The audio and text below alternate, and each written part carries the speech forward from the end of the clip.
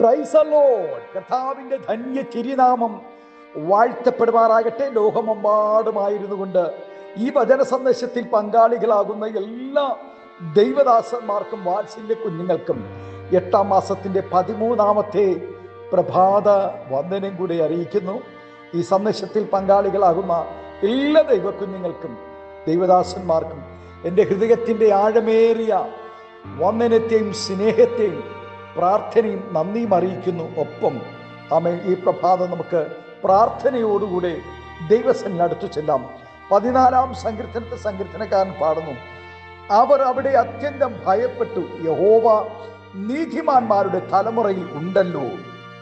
മനുഷ്യന്റെ ഉൽപ്പത്തി മുതൽ ദൈവത്തെ ഭയപ്പെടാതെ ഇരിക്കുന്ന ബഹുഭൂരിപക്ഷത്തിന്റെ ഇടയിൽ നിന്നും ദൈവത്തെ സ്നേഹിക്കുന്ന ചില വ്യക്തികളെയും കുടുംബങ്ങളെയും ജനത്തെയും അതത് കാലങ്ങളിൽ ദൈവം തനിക്കായി വേർതിരിച്ചു കൊണ്ടിരിക്കുന്നു. ആ തലമുറയിൽ ദൈവം നോഹയെ നീതിമാനായി കണ്ടു. തന്നെക്കുറിച്ച് പിന്നീട് എഴുതിയിരിക്കുന്നത് നീതിപ്രസംഗിയായ നോഹ എന്നാണ്. എന്നാൽ വഷളത്വം പെരുകി ദൈവഭയമില്ലാത്ത തലമുറകളെ കൊണ്ട് ലോകം ഇന്ന് നിറഞ്ഞിരിക്കുന്നു.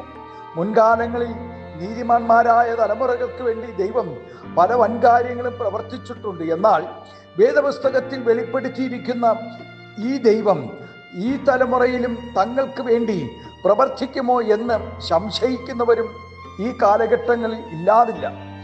ദൈവത്തെ ഭയപ്പെടുന്നവർക്ക് 1000 തലമുറ വരെ ദയ കാണിക്കുമെന്നാണ് വേദവാക്യം.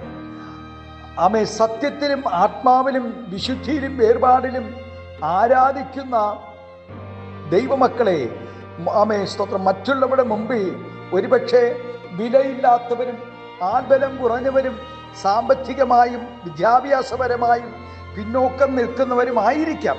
ഇങ്ങനെയുള്ളവരുടെ മേൽ എന്തും കാണിക്കാം. അവരെ ഉപദ്രവിച്ചാൽ ആരും ചോദ്യം ചെയ്യാനില്ല. എന്ത് വേണമെങ്കിലും അവരെക്കുറിച്ച് അപവാദങ്ങൾ പറയാം. അവർ തിരിച്ചൊന്നും പറയുകയില്ല, പ്രവർത്തിക്കുകയില്ല. അല്ലെങ്കിൽ അവർക്ക് നീതി നിഷേധിച്ചാൽ അവർ എന്തു ചെയ്യാനാണ് എന്നിങ്ങനെയാണ് ഇന്നും അനേകർ ധരിച്ചു വച്ചിരിക്കുന്നത്. നമ്മെ ഉപദ്രവിച്ചാൽ ലോകപ്രകാരം നമുക്ക് വേണ്ടി വാദിക്കുവാൻ ആരും വന്നില്ലെങ്കിലും നീതിമാന്മാരുടെ തലമുറയിൽ നീതിമാന് വേണ്ടി ഇടപെടുന്ന ഒരു ദൈവമുണ്ടെന്ന് നാം മറന്നുപോകരുത്.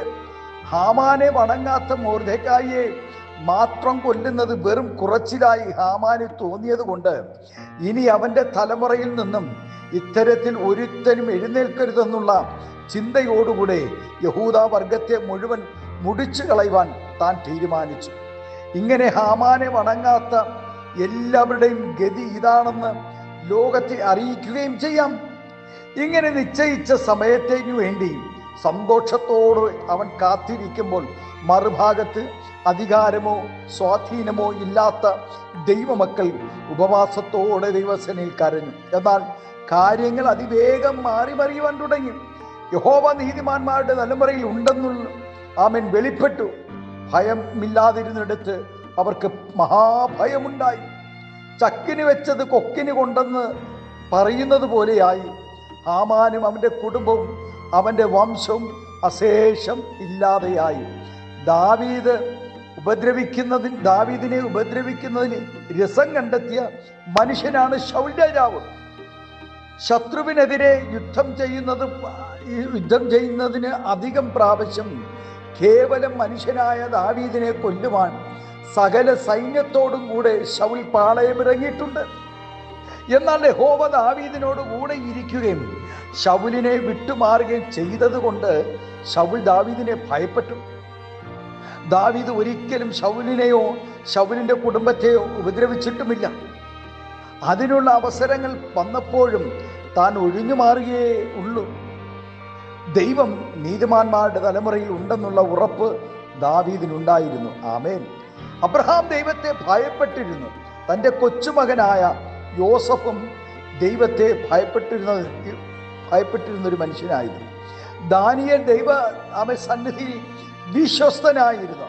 അതിനാൽ എതിരാളികൾക്ക് അവനിൽ ഒരു കുറ്റവും കണ്ടെത്തുവാൻ കഴിഞ്ഞില്ല. പ്രിയ ദൈവ പൈതലേ, ദൈവസന്നിധിയിൽ ഭയത്തോടും വിശ്വസ്തയോടും വിശുദ്ധിയോടും നിന്ന ഭക്തന്മാരെ എല്ലാം ദൈവം അനുഗ്രഹിച്ചിട്ടുണ്ട്.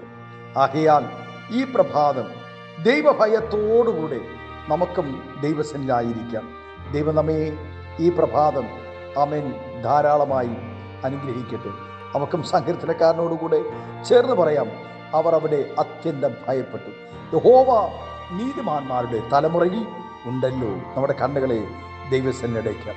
സ്വർഗീയ പിതാവേ, നല്ല ദൈവമേ, സ്നേഹവാനായ ഞങ്ങളുടെ നല്ല കർത്താവ്, നല്ല പ്രഭാതത്തിനായി നന്ദിയോടെ സ്തോത്രം ചെയ്യുന്നു. അനേക പ്രിയപ്പെട്ടവർ രോഗബലഹീനതയിൽ ഭയത്തോടുകൂടെ ആയിരിക്കുമ്പോൾ, സാമ്പത്തിക ഞെരുക്കങ്ങളിൽ, സാമ്പത്തിക ബാധ്യതകളിൽ ഭയത്തോടുകൂടെ ആയിരിക്കുമ്പോൾ, തലമുറകളെ ഓർത്ത് ഭയത്തോടുകൂടെ ആയിരിക്കുമ്പോൾ, കർത്താവ് ആത്മീയ ഭൗതിക നന്മകളെ ഓർത്ത് ആമേൻ ഭാരപ്പെടുമ്പോൾ, ഇന്ന് പകൽ ആരൊക്കെ ദൈവത്തിൽ ഭയപ്പെടുന്നു അവരൊക്കെ ദൈവിക നന്മകളും അനുഗ്രഹങ്ങളും പ്രാപിപ്പാൻ പരിശുദ്ധാത്മാവ് കൃപ ചെയ്യണമേ എന്ന് പ്രാർത്ഥിക്കുന്നു. ദൈവത്തെ ഭയമില്ലാതെ, മനുഷ്യന് ശങ്കയില്ലാതെ, കർത്താവ് ദൈവദാസന്മാർക്ക് കീഴ്പ്പെടാതെ, ദൈവവചനത്തിൽ നിലനിൽക്കാതെ അനേകർ പാപത്തിൽ ലോകത്തിൻ്റെ ഇൻപങ്ങളിൽ കർത്താവെ സ്തോത്രം മനുഷ്യരായിരിക്കുന്നു. ഇന്ന് പ്രഭാതം കർത്താവ് ഈ ശബ്ദം ശ്രവിക്കുന്ന എല്ലാ ദൈവകുഞ്ഞുങ്ങളും ഭയത്തോടുകൂടെ നിൽപ്പാൻ, നന്മകളും അനുഗ്രഹങ്ങളും പ്രാപിപ്പാൻ പരിശുദ്ധാത്മാവ് സഹായിക്കും. കൃപയിൽ മറയ്ക്കണം, മഹത്വം അങ്ങെടുക്കണം യേശുവിൻ്റെ നാമത്തിൽ. കൃപയോടെ പ്രാർത്ഥന കേൾക്കണമേ.